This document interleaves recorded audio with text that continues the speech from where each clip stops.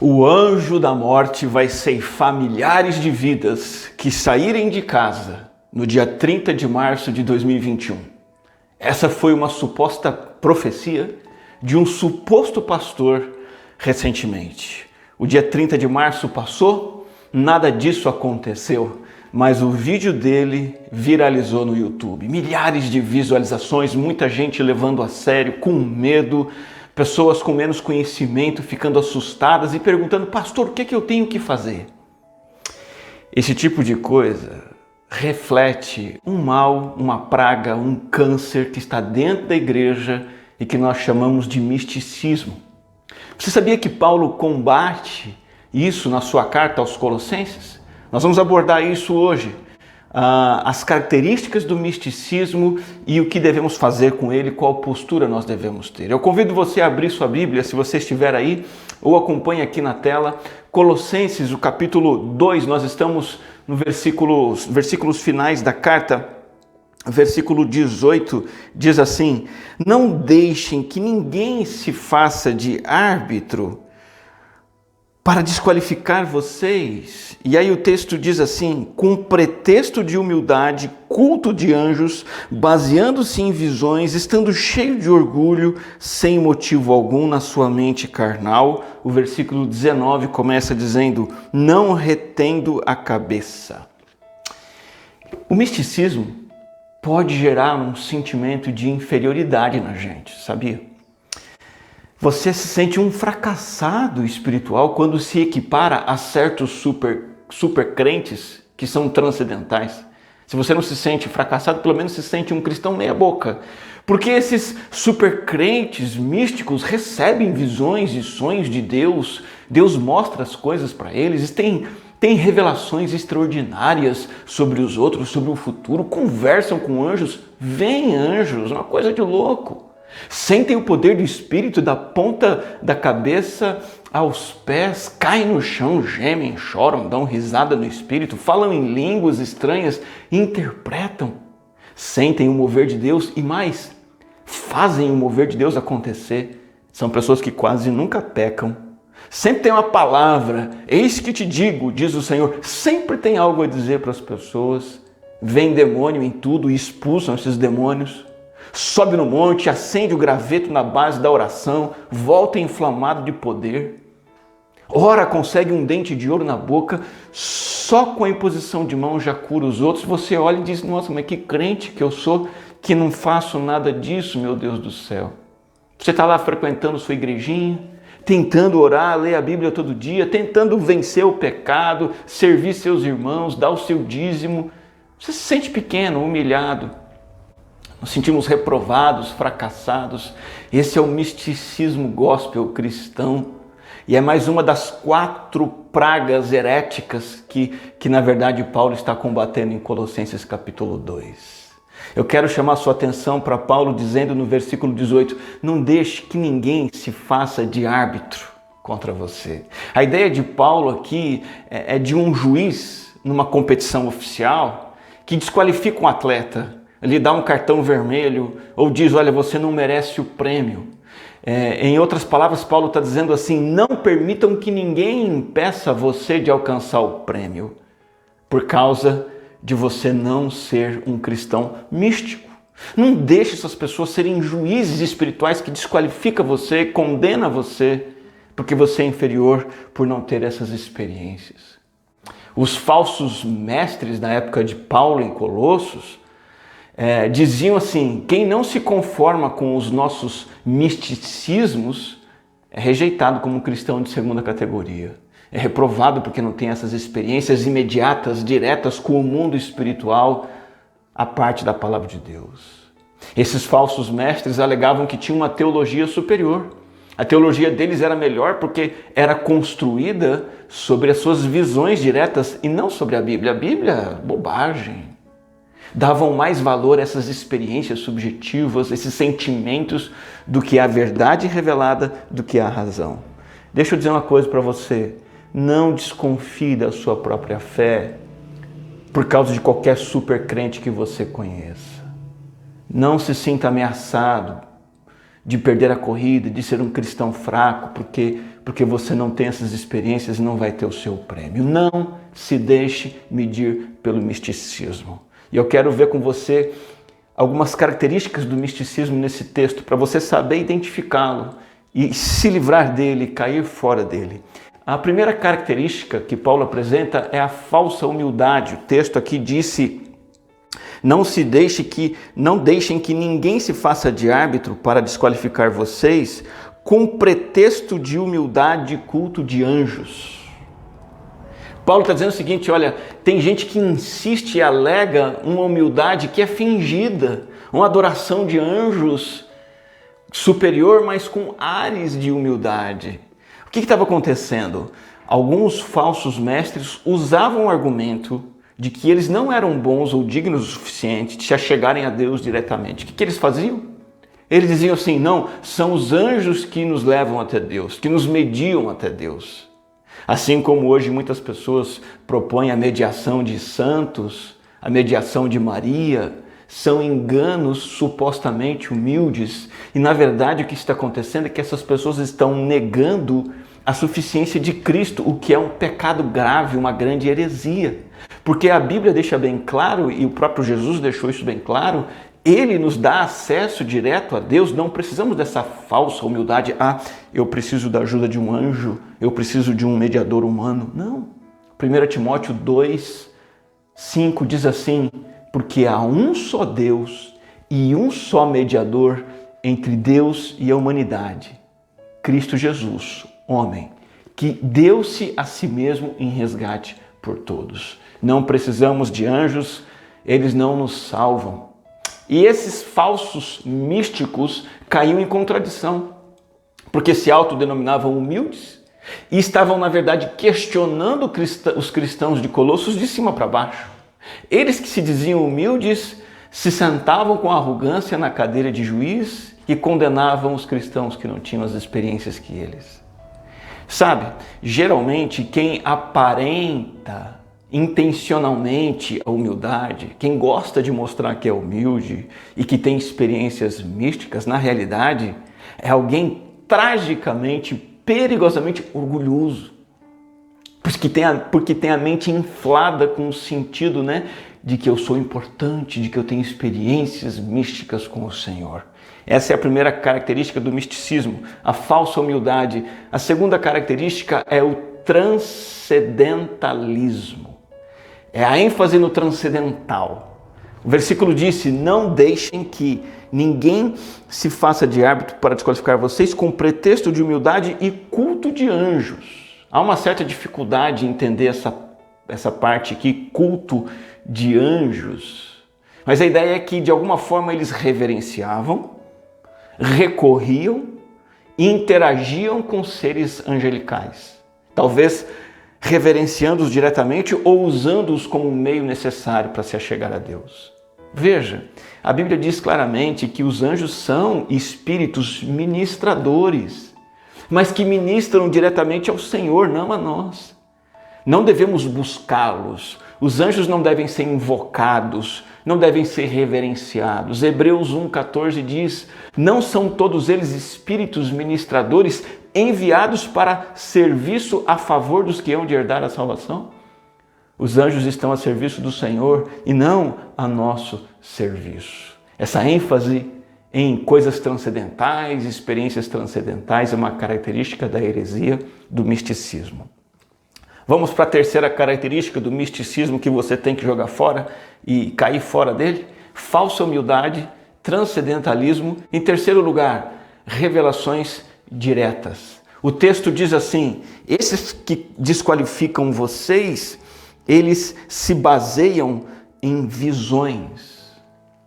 Eram homens que alegavam ter visões imediatas, diretas, a respeito daquilo que eles estavam praticando e ensinando. Ou seja, eles diziam assim: olha, eu faço assim porque Deus me mostrou. Você tem que ungir sua casa no dia 30 de março porque Deus me mostrou em sonho. Certamente, essas coisas todas, essas visões, esses sonhos Eram coisas psicológicas, manipulações induzidas, sugestionadas, ou até mesmo vinham por meio de ação de espíritos malignos. O misticismo tem uma base totalmente podre. Ele não se baseia na Bíblia, ele se baseia na carne. Ele vem da mente humana e por isso é herético, enganoso e perigoso, por mais bonito que pareça. Mesmo que aparente espiritualidade, ele sempre está baseado em experiências humanas e sentimentos humanos. Quem que nunca ouviu alguém dizer assim, eu vi de Deus, eu senti de Deus?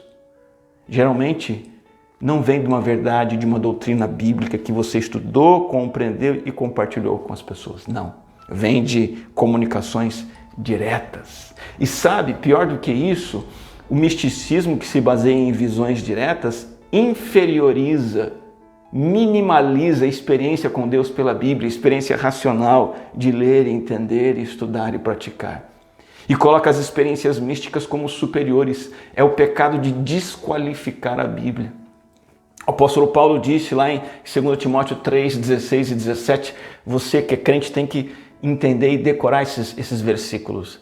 Paulo diz assim, toda a escritura é inspirada por Deus e útil. É a escritura escrita, o texto sagrado que é inspirado por Deus e útil para nós, a fim de que nós, servos e servas de Deus, a fim de que o servo de Deus seja perfeito e perfeitamente habilitado para toda boa obra. A escritura revelada, só ela é inspirada por Deus, ela é útil e ela é completa para a nossa vida cristã. Não precisamos das visões e revelações diretas do misticismo.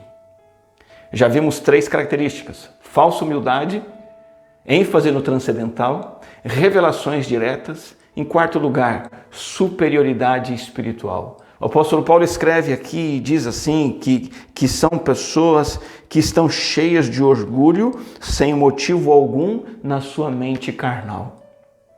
Sempre no misticismo você vai perceber um esnobismo arrogante e julgador.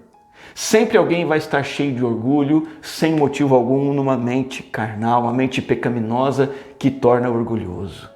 Paulo está dizendo mais ou menos o seguinte, olha, são pessoas que não têm nenhum motivo para estarem cheios de si, porque na verdade estão pensando como qualquer outra criatura humana pensa. São pessoas que sempre querem estar à frente nas suas revelações, na sua espiritualidade mística. É muito interessante que a vida e o ministério de Paulo não estavam focadas em mostrar a si mesmo, mostrar a sua própria superioridade, mostrar a sua própria experiência. Na verdade, a Bíblia mostra que Paulo quis esconder experiências impressionantes que ele teve. Você lê 2 Coríntios, você percebe que Paulo não gostava de mostrar as experiências que ele tinha.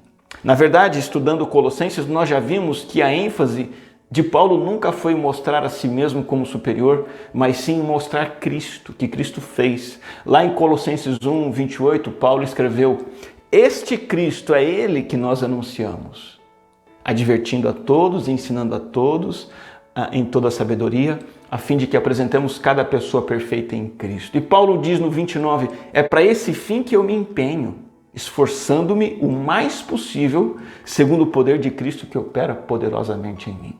Paulo usava todo o esforço dele para mostrar Cristo e não a si mesmo, anunciar Cristo e não a si mesmo, advertir as pessoas a se voltarem para Cristo e não olharem para a sua própria experiência mística e espiritual. Muita gente hoje não está querendo mostrar Cristo, está querendo contar seus casos, seus milagres, seus sonhos, falar dos seus jejuns, seus ritos místicos, experiências, visões, convida pessoas para os cultos para mostrarem suas experiências, seus milagres de forma arrogante. São invenções de mentes carnais que nós devemos reprovar e rejeitar. São coisas que não vêm do Espírito. São fantasias que até fascinam a mente, os ouvidos de quem escuta, mas são mentiras diabólicas, porque não dão a Cristo o lugar supremo. Preferem reservar para si mesmo uma superioridade própria. Aparenta ser uma experiência espiritual real e superior, mas é fraude atrás de fraude. É a carne que faz isso e que nos leva a olhar para as coisas humanas e místicas e não para Cristo somente.